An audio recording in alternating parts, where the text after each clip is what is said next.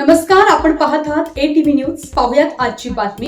सर्वांना जय भीम. मी अपक्ष उमेदवार म्हणून रिंगणामध्ये होते.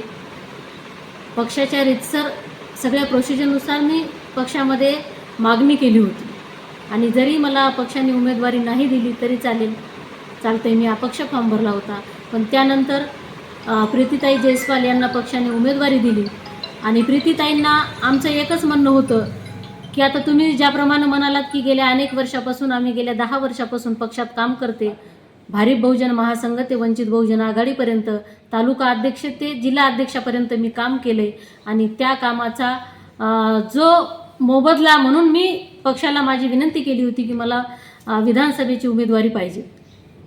पण आज आम्ही सुरुवातीला सांगितलं होतं की मुकुंद भाऊच्या माध्यमातून मुकुंद भाऊने एक बाईट दिली होती. त्यांच्या डोक्यातली संकल्पना होती की या प्रस्थापित पक्षानं गेल्या विधानसभा जशी हे झाली तेव्हापासून एकाही प्रस्थापित पक्षानं महिलेला उमेदवारी दिली नाही आणि या विधानसभेमध्ये पक्षाने कुठल्याही पक्ष असो त्या पक्षाने महिलेला उमेदवारी दिली पाहिजे. पण त्यामध्ये अग्रेसर ठरला तो वंचित बहुजन आघाडीच आणि आपण यासाठी आदरणीय बाळासाहेबांचे खूप आभार मानले पाहिजे. आणि मी जरी नसेल तरी तिथं महिला म्हणून प्रीतीताई आहेत, माझ्या जागी प्रीतीताई म्हणून आहेत आणि प्रीतीताईने त्याच पद्धतीनं उमेदवारी लढावी, त्याच पद्धतीनं प्रचार यंत्रणा राबवावी आणि आपण निवडून येण्याच्या रेसमध्ये आहोत. आपण निवडून येण्यासाठी कशा पद्धतीनं आपल्याला प्रचार यंत्रणा सक्षम बनवता येईल त्या पद्धतीनं आपण प्रचार यंत्रणा बनवणार आहोत आणि प्रीतीताई निवडून येण्यासाठी आपण प्रयत्न.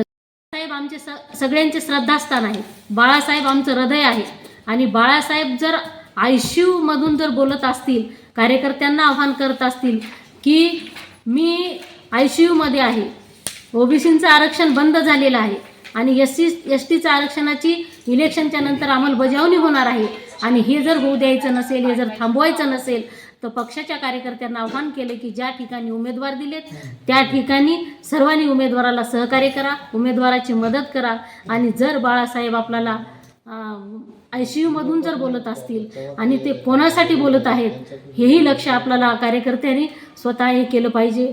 आणि बाळासाहेब आमचं हृदय आहे. बाळासाहेब स्वतः बोललेत, खंदारेताई तुम्ही जे करतायत ते थांबवा सगळं, ह्यानंतर तुम्हाला जे काही आहे ते मान सन्मान दिला जाईल. जेव्हा बाळासाहेबाचे शब्द ICU मधून बाहेर पडले त्यावेळेस आम्हाला अत्यंत दुःख झालं. मी माझी सगळी प्रोसिजर बाजूला ठेवली. जे काही आहेत ते आमच्यासाठी फक्त आणि फक्त बाळासाहेब आहेत. बाळासाहेब आमचं हृदय आहे आणि बाळासाहेबांना सोडून आम्ही कुठेही जाऊ शकत नाही, काम बी करू शकत नाही. अशा पद्धतीनं बाळासाहेब स्वतः उभे आहेत, स्वतः प्रचार करत आहेत. या पद्धतीनं आम्ही प्रचार करू आणि बाळासाहेबांना आश्वासन देऊ की साहेब फक्त तुम्ही तुमच्या तब्येतीची काळजी घ्या, आम्ही कार्यकर्ते जीवाचं रान करू, परंतु प्रचार यंत्रणा सक्षमपणे राबवू आणि प्रीतीताईला निवडून आणू. एवढा शब्द मी जनतेला देते. आणि जे मला भटक्या विमुक्त असतील, वडार समाज असेल, लिंगायतवाणी असेल, या सर्व संघटनेनं पाठिंबा दिला होता. इथल्या कार्यकर्त्यांचाही त्याच पद्धतीनं सपोर्ट होता. या सर्वांचे मी आभार मानते. इथूनही पुढं माझ्यासोबत असेच राहतील आणि पक्षासोबत असेच राहा. सर्वांना विनंती करते की बाळासाहेब आपलं हृदय आहेत आणि जर आपलं हृदयच जर डॅमेज होत असेल तर बाळासाहेबानंतर आपल्याला या म्हणजे देशामध्ये आणि महाराष्ट्रामध्ये कुठेही बाळासाहेब जर गेले तर बाळासाहेबाच्या व्यतिरिक्त आपल्याला कुणीही वालीदार नाही. एवढं सगळ्यांनी लक्षात ठेवा. जर कुणी इतर म्हणत असतील, तो शिवसेनेचा संजय राऊत म्हणतोय की बाळासाहेबांनी फक्त त्यांचं तब्येत सांभाळावं, महाराष्ट्र आम्ही सांभाळू. महाराष्ट्राला कुणी सांभाळणार नाही, तुम्ही सांभाळसाल, पण या गरीब जनतेला सांभाळणारा फक्त एकमेव नेता आहे या देशामध्ये, तो म्हणजे आदरणीय बाळासाहेब आंबेडकर. आणि त्या नेत्याला आम्ही काहीही होऊ देणार नाही. आम्ही आमच्या जीवाची पर्वा न करता आम्ही तेवढं आश्वासन देतो. आणि बाळासाहेबांचा निर्णय आला, अंजलीताईचा निर्णय आला आणि रेखाताईंचाही फोन आला. पक्षश्रेष्ठींच्या फोननुसार मी माझा फॉर्म पाठीमागे घेतला.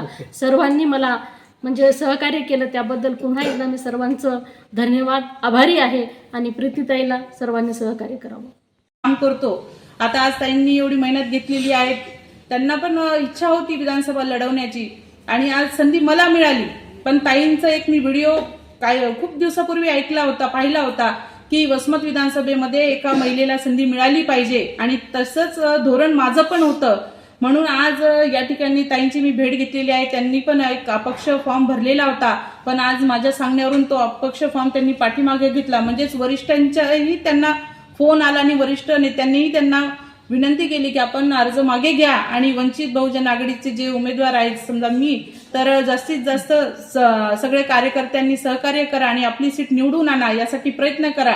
आणि आज माझ्याही विनंतीला ताईंनी मान दिलेला आहे या ठिकाणी, आणि आज त्या माझ्या सोबत आहे. आणि वसमत विधानसभेमध्ये नक्कीच यावेळेस वंचित बहुजन आघाडीचा आमचा झेंडा वसमत विधानसभेवर फडकणार आहे. आणि येणाऱ्या विधान भवनामध्ये वंचित बहुजन आघाडीचा उमेदवार वसमतचे जे काही प्रलंबित प्रश्न असतील ते उठवण्यासाठी आमचा आवाज विधान भवनात गाजणार आहे. त्याच्यामुळे मी सर्व वसमतच्या जनतेला सुद्धा मागणी करते की मी एक महिला म्हणून मला सहकार्य करा. आमची सर्व टीम सहकार्य करायला तयार आहे. सगळे कामाला उद्यापासून प्रचाराला लागणार आहे.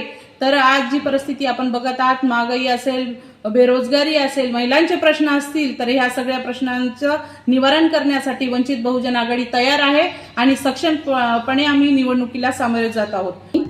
अशाच प्रकारे नवनवीन घडामोडी पाहण्यासाठी आपल्या ATV न्यूजच्या YouTube चॅनलला सबस्क्राईब करा आणि रहा अपडेट.